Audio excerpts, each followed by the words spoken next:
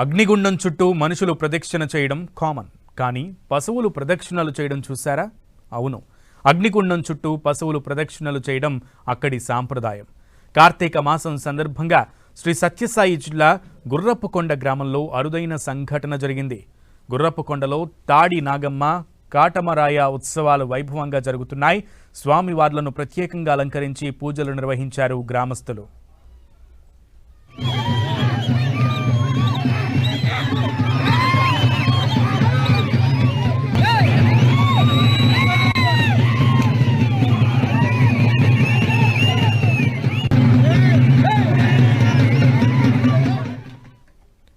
ఇక పూజలు చేసిన తర్వాత ఉత్సవాల్లో భాగంగా భక్తులు ఏర్పాటు చేసిన అగ్నిగుండం చుట్టూ గొర్రెలను ప్రదక్షిణ చేయించారు కాపరులు.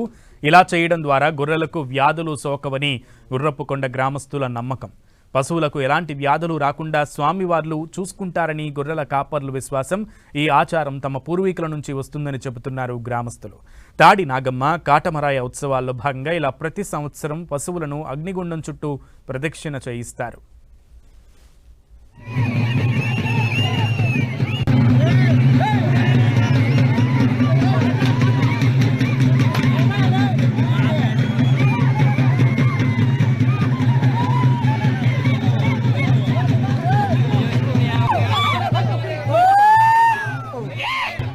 ఈ కాటమరాయని పండగ మా పెద్దల కాలం నుంచి ఎప్పుడూ ప్రతి సంవత్సరము ఈ టైంలోన చేస్తూ ఉంటాము.